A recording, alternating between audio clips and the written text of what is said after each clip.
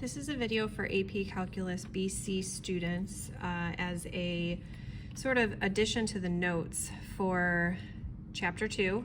This is on the 2.1 to 2.6 quiz review, and it is the very last question on the review, page 3, number 13.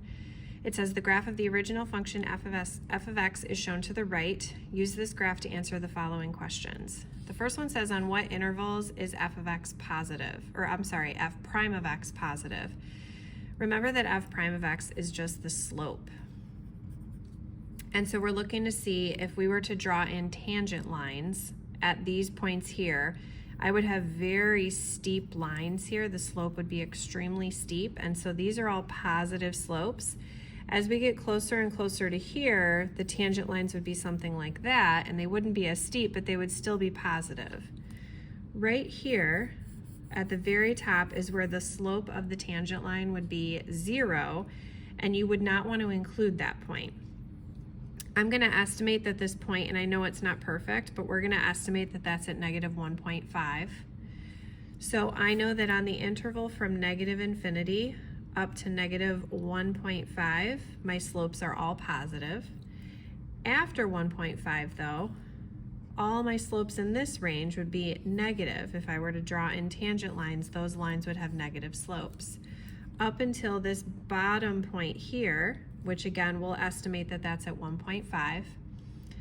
Right at 1.5, we have another 0 slope. So in between negative 1.5 and positive 1.5, we have negative slopes. So I'll put that here as part of part B. And then I have to finish part A because after 1.5, my slopes are positive again. So I'm going to put union 1.5 to infinity.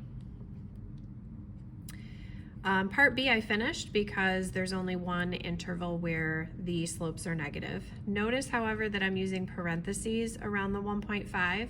You do not want to include the point at the very top because the slope there is not positive or negative.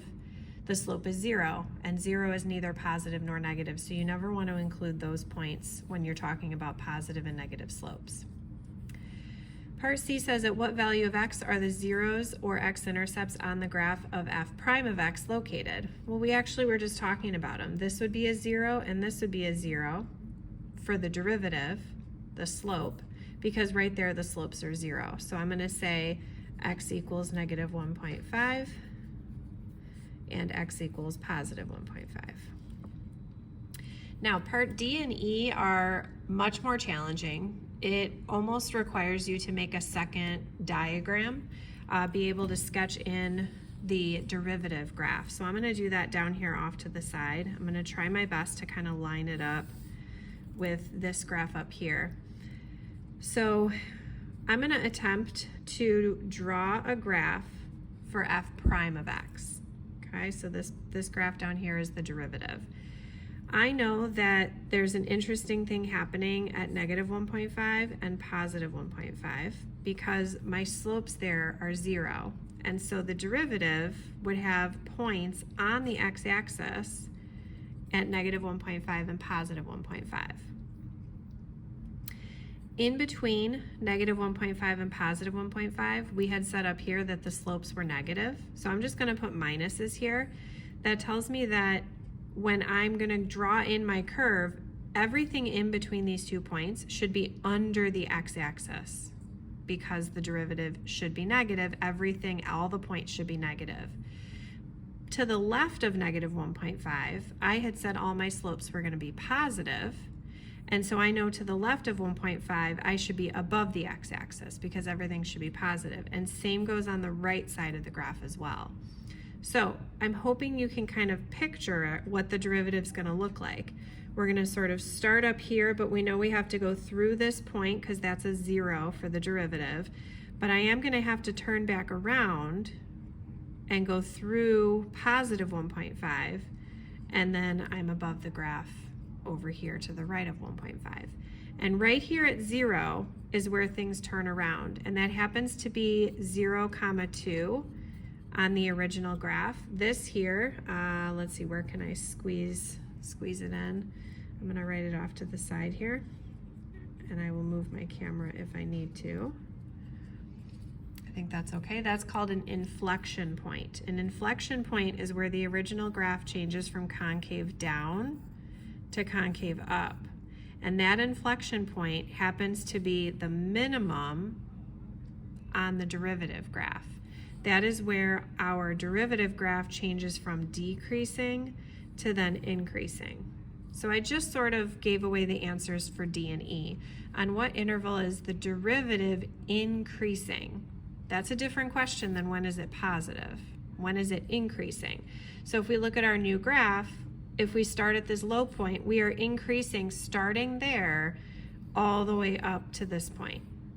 So we would say starting at 0, going to infinity, the derivative is increasing. On what intervals is f prime of x decreasing? That would be the opposite. So starting at negative infinity, going down to 0. Okay. The very last question, most students were able to do without my assistance because it's not related to this graph at all, but I'll still do that just in case you need it. So it says write the equation of the tangent line at x equals 3. Well, in order to write an equation of any line, you need a point and you need a slope. The point is given to us right here. It says f of 3 equals 5, so I know that my point is 3, 5. And then the slope is also given to us because it says f prime of 3 is 1/2, and prime is just the slope. So now I have my point and I have my slope, and we're going to write our equation y equals 1/2 times x minus 3 plus 5.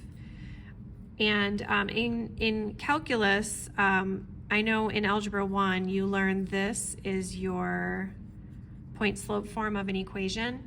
But in calculus, a lot of times we prefer that minus y1 to instead be on the other side. Whether you write it that way or not, it's not going to be marked wrong if you use the Algebra 1 form, but this is likely what you'll see on multiple choice answers with that y1 on the other side instead. So I'm hoping that now that I've explained number 13 in what I feel like is a good amount of detail, I'm hoping that this section will make a little bit more sense matching up the original with any of the derivatives. But if you still need help with that, let me know.